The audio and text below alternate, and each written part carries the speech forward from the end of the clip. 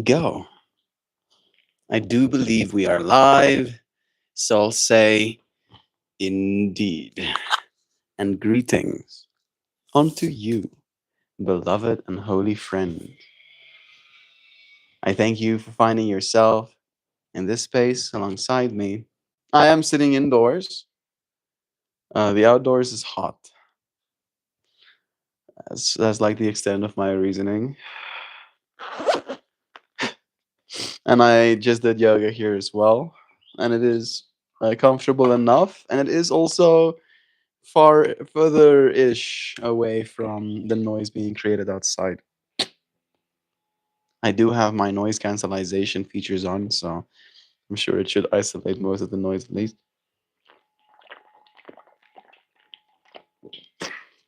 And I did just go into a sneezing fit just before going live as well.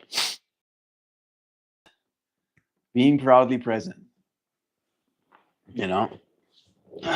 Being proudly present. The fact that I have to acknowledge that I am now presently being this thing, right? And then asking myself, how can I be proud of it? How can I be proud of myself? What does a proud version of me, of myself, look like? You know? It feels like it is actually kind of simple. Like it's not impossible to get there, to say it in so many words.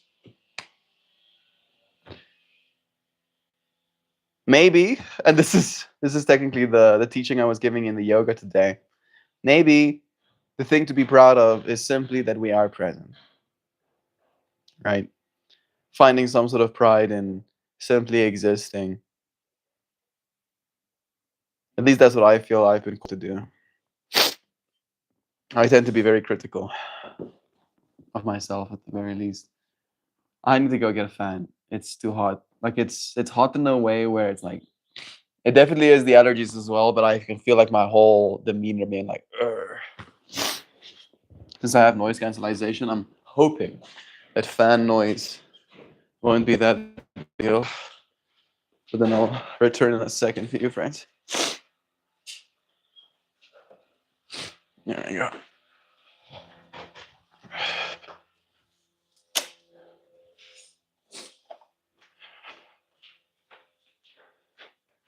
I got one.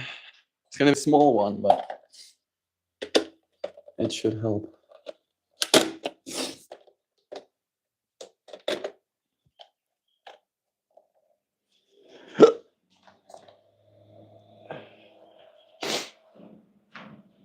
There we go. Now we got some air coming towards us, and it seems like it's cutting most of that noise out. Okay. How about being proudly ourselves? I think I have been. Maybe that's a way for us to maybe make some progress on this stream topic. I am very again critical of myself. And I am so critical that even if I falter in mind, I'll be hard on myself and I'll find fault. I'll be like, no, I should be doing it like this instead. And even though I'm not doing perfectly, considering what perfect would look like, I am proud of the way I have been present in this space, the way I've been conducting myself, having conversations with my dad, the way I've been spending time with my mom, getting to help her when she asks me to as well. Feels good. Feels like there's a value to my presence that I get to be proud of. All right, and I want us all to feel that. I want you to feel that in this very moment. If you're present right now here with me, I appreciate that. All right, if you just simply for being here with me right now make my experience of being here a little bit better. And I know it's not easy always to feel that way. Some people might even tell you that it's not that way. But let's think about it, shall we? Let's think about being loved so much that just our presence is appreciated. Just our presence. I did share with you, friends, that I've been thinking about mortality a lot and thinking about mom and dad again in that way and getting to be grateful for the time we get to spend, you know, realizing that we don't have forever, realizing that if forever had to come to a close today, the only thing that I would want is more time with them. And then at the same time, getting to spend that time with them. Me and dad have been really, what's the word I'm looking for? Civil? I think civil can be the word.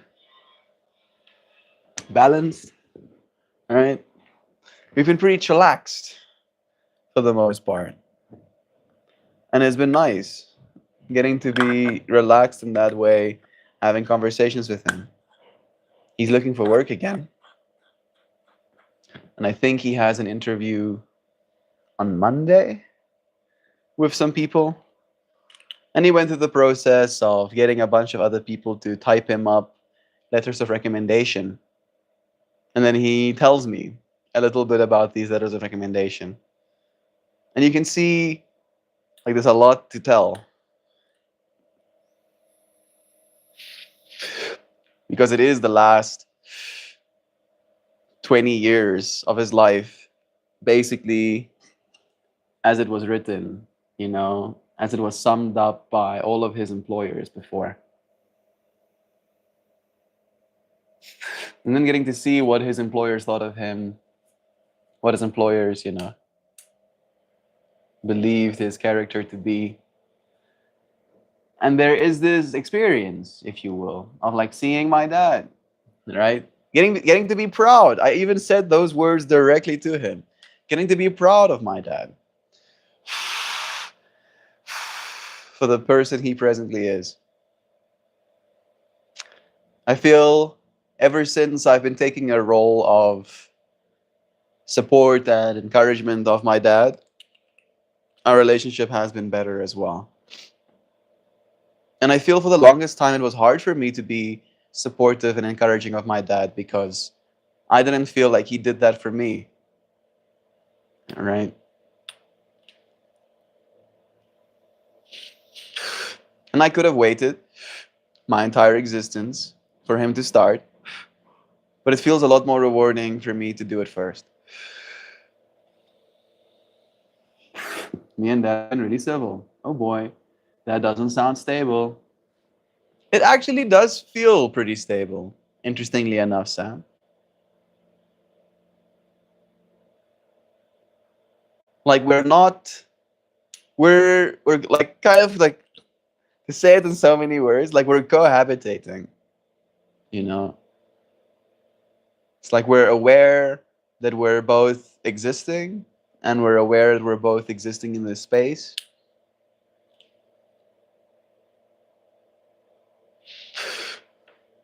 And we're both aware that it's good.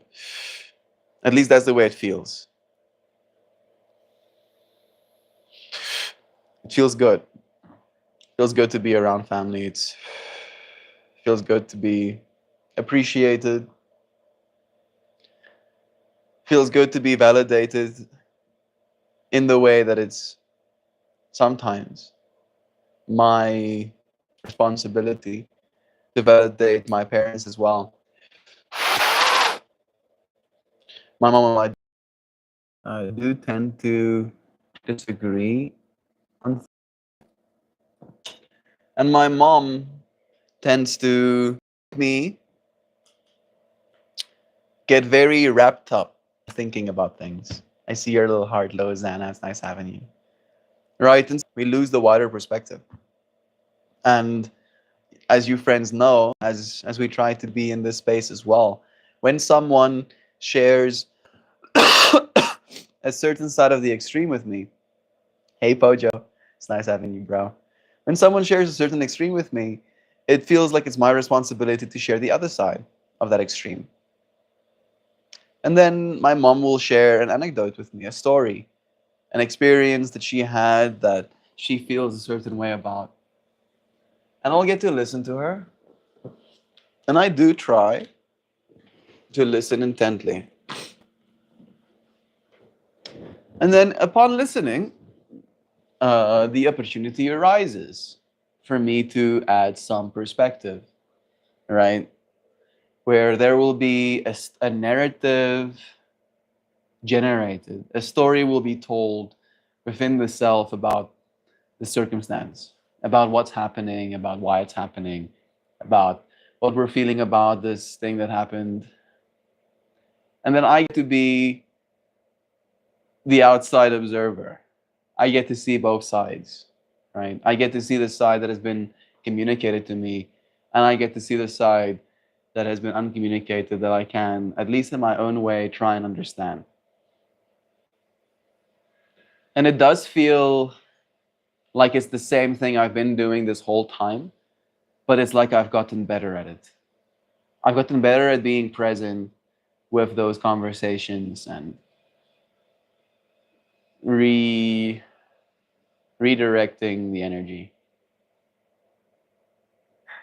Like I want to share a story to give you an example, but this is one of those things where it is a personal story. There's something funky with the lights and energy. It's oscillating. I think my dad is like using a lot of energy, but I don't know if it's that. I heard the fan dip a little bit ago as well. The lights are irritating my eyes. My tisms are saying no. This might have like absolutely decimated my shot or made me look even more mysterious. But it's better than crunching, flickering in my eyeballs.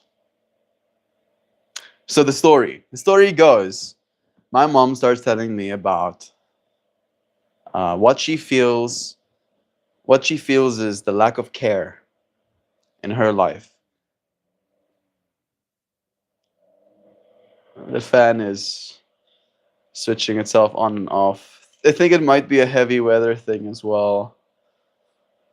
All right, the story. The story is going to be told. The universe is like as the story gets told. But I'm not trying to cast shade on either side. I'm trying to have this perspective and also see it as something that I'm trying to gain perspective from. Hey, meow. It's nice having you here, meow now. Meow meow. Melmon, Melita, bless you, friend. Made you look even more. It made you look even more mysterious. Good. Good. Where am I? Dark and brooding room. I should technically be filming from this side. Right? If I was a good filmmaker, I would be filming from this side.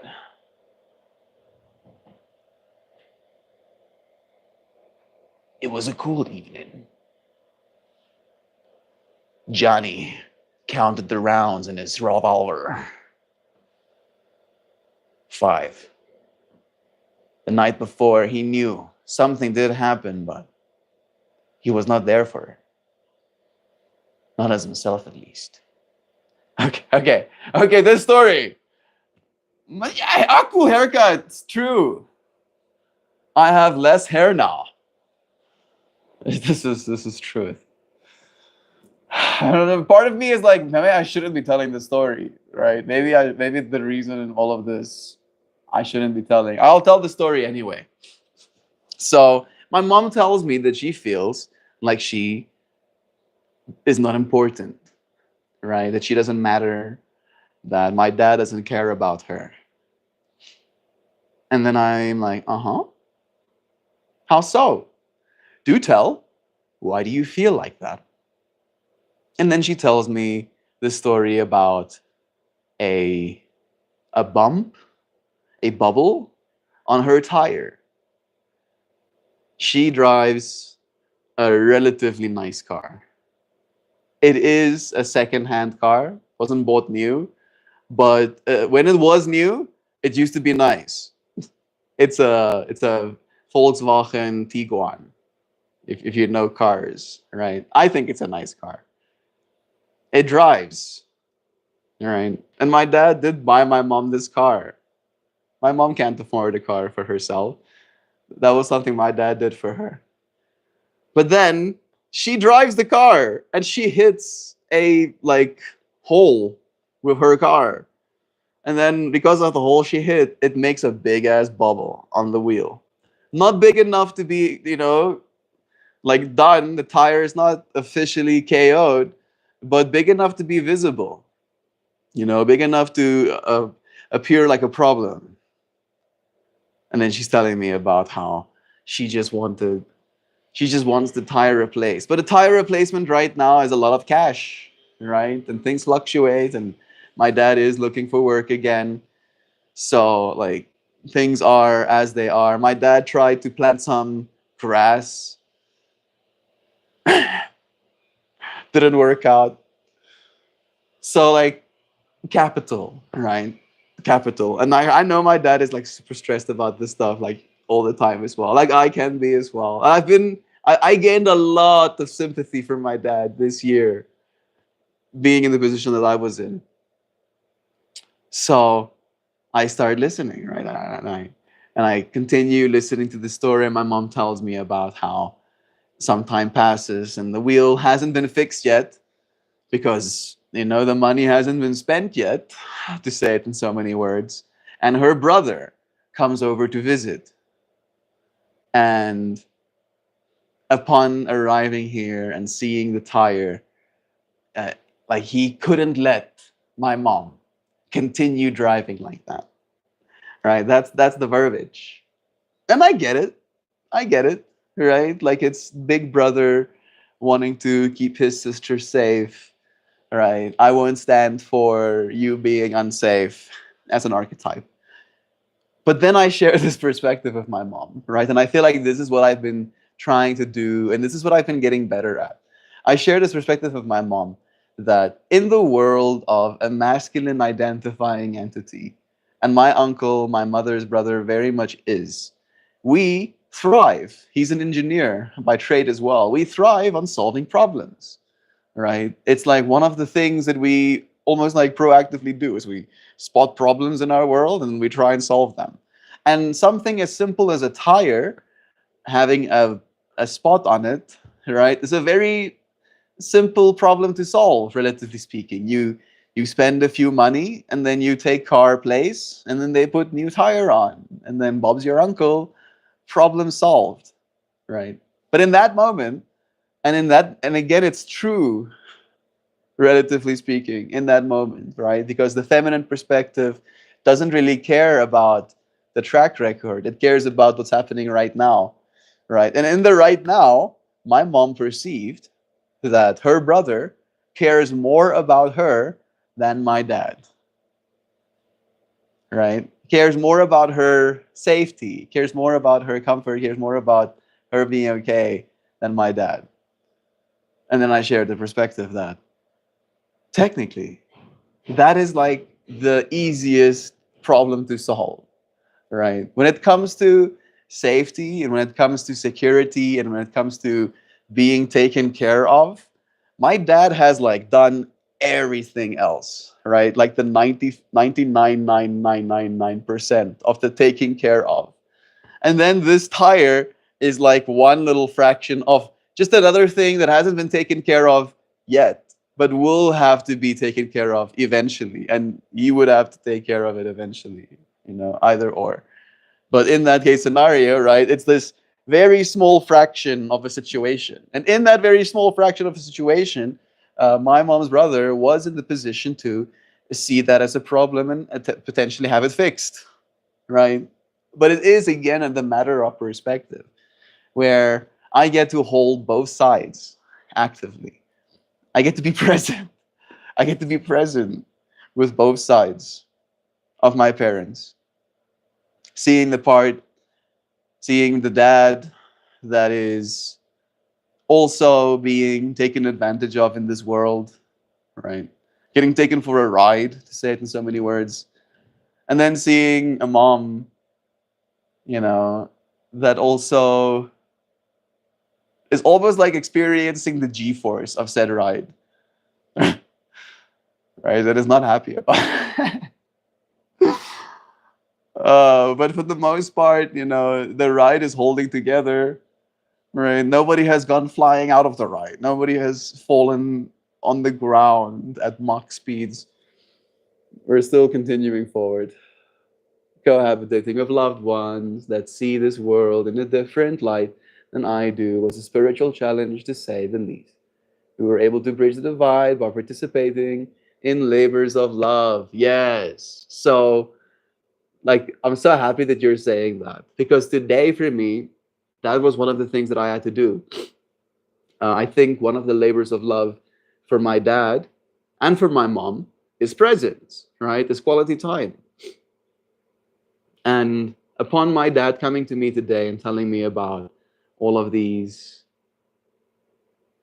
ex employers writing him these letters of recommendation for this new position he's applying to, right? And he hasn't done something like this, I think, ever.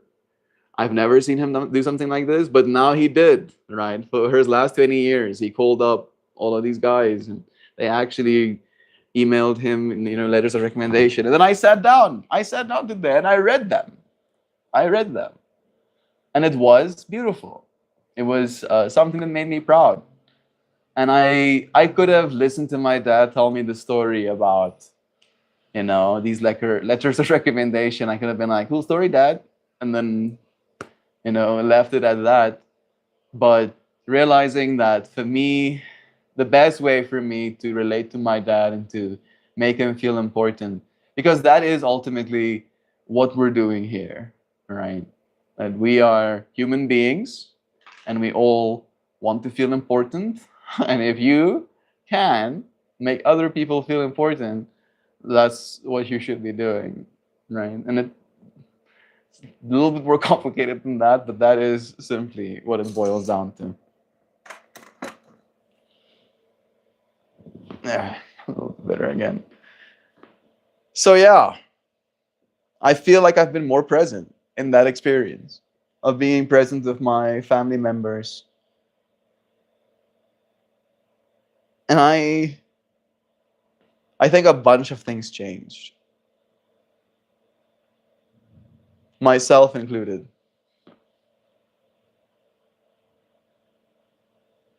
But I am definitely noticing a increased level of acceptance, which is like I'm not doing certain things as well, right? Maybe, maybe there's some sort of dance happening. Solving labors of love are randomly acts of assisting someone else's goals. Yeah, been doing that too. Help mom today, like measure a bunch of things. She calls me, well, she SMSs me, of all things. All right. Then I try and WhatsApp call her and send her WhatsApps, and then she's like, no, we're supposed to use SMS.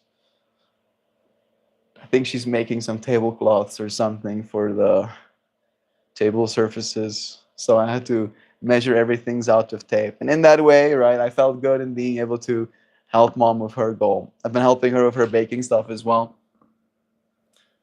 It's nice to be present. Fix a fence. Yeah, I also like acts of servicing stuff. I've fixed the toilet that's been sticking, right, where it flushes, and then the mechanism that's supposed to drop back down to seal so it can like fill with water again doesn't drop back down. I fixed that mechanism. I also replaced the seating because that was a little bit old and weathered as well. So, and I want to, like, one of my next projects that I want to do is build a hot water loop out of PVC pipe that runs into my little geyser. It's like a 50 liter. I don't know what that in gallons is. It's small, right? If you know a water heater and it's like a big chungus like that, this is like a one like this big. little water heater. And I don't turn it on because I shower cold, especially during the summer like this. But I want to just have some black PVC pipe running zigzags on my roof, running into that thing. And in that way, maybe save some kilowatts as well, save my dad some cash. Fix a fence, tend the property without being requested, make dinner, clean the house, etc. Exactly. It shows appreciation without having to find some social common ground. Also did some cleaning today of the whole, like I'm parsing as you're saying these things, yeah, of the whole like front area because my mom, every single time she drives in, she likes it a certain way. So I got it back to that way. Sun King, bless you too, Melita. Love you too, dear one. Melty, agreed. Listening intently to someone else's hardship is definitely a labor of love. This is true. Just sneeze coming up. You can see my eyes go like my eyes are trying to hide inside my inside my skull. Ugh. Have a good day, Rabbit. Must run to work. Love to you.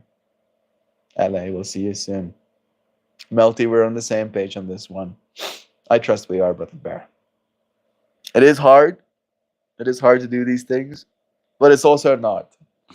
Right? It's only hard from the perspective of we get so caught up in doing everything else, wanting to do something else.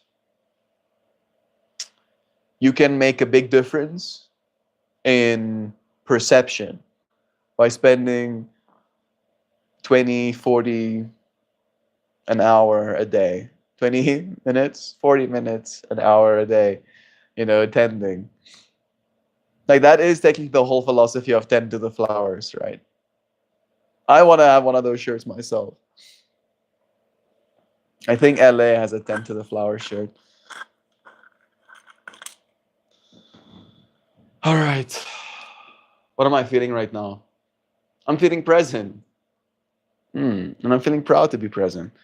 I am also feeling my allergies, which sucks. It's kind of like there is like small slivers of sandpaper in my eyes. That's yikes, Melt. Well, imagine what it feels like. I'm sorry. Minus 11 Celsius today.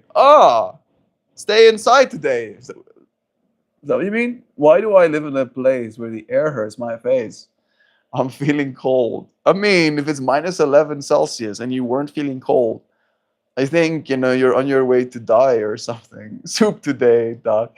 You soup today. Yeah, you stay inside and you soup. And now Doc Dad's going to be like, Melt something, something. I can't afford to stay inside. I have to go and have my face hurt by the cold. Something, something.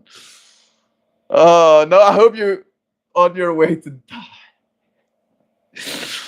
I think that is how it works, right? Like they say, if you suddenly get like super hot when it's very cold outside, that's like your body, like KOing or something. Today I can actually stay inside a bit, not all day. Okay, good.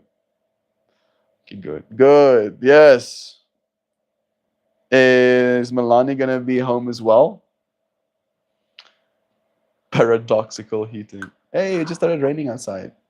Nice. Paradoxical heating. Oh yes, the whole I get cold just reading that. Minus 11. I've never in my life experienced minus 11 degrees Celsius. The coldest I've had 5 degrees Celsius, please. Minus 5 degrees Celsius. And that was like picture worthy. I took a photo of the minus 5 degrees Celsius on the dashboard with my BlackBerry Curve. I was like, whoa. Now it's cold. Now you know. It's raining out there. I do like that.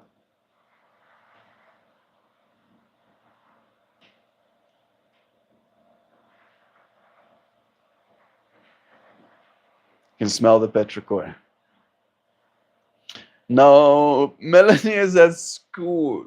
Imagine being a 6-year-old Having to go outside when it's -6 degrees Celsius out there and then get huddled into a box with a bunch of other 6-year olds. It's 34 minutes past. Abidjan. Ali at work, and I have my cardiologist appointment then.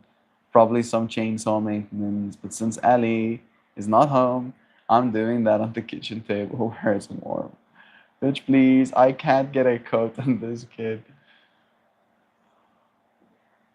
It's like, no, this is fine. I'm fine, bro. I like it. Let me go and jump in the snow. The 40-pound entity says. I don't know how much children weigh. Is 40 pounds too light? 40 pounds sounds a little bit light. Is that? I'm thinking about it from like a biomass perspective.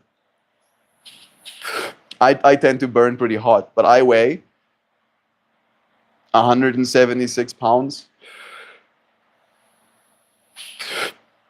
So I have all of that mass keeping heat in, and still I can find myself cold, right, on a -5 degrees Celsius day. Now, if I weigh 40 pounds, right, 1/4 of the same amount. Yeah, she is 40. It's 43 pounds. Yeah, you see, how does that amount of mass hold heat? Maybe they just like keep running around. Maybe their little mitochondria are just like absolutely kicking energy. Could be too.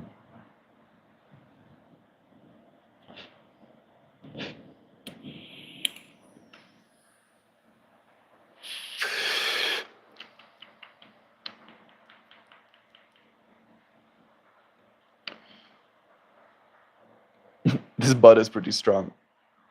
It's Darling's Web, some of the bud that Anaka grew.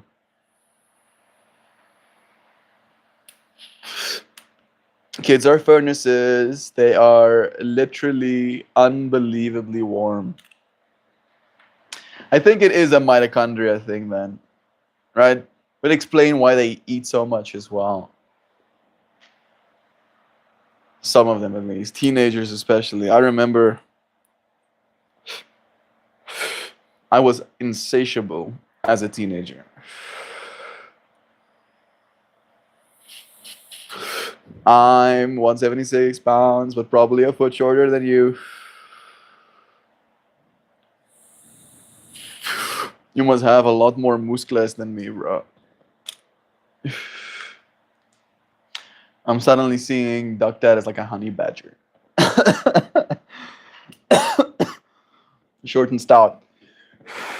With so much attitude that not even the alpha predators of the environment are willing to get close to that.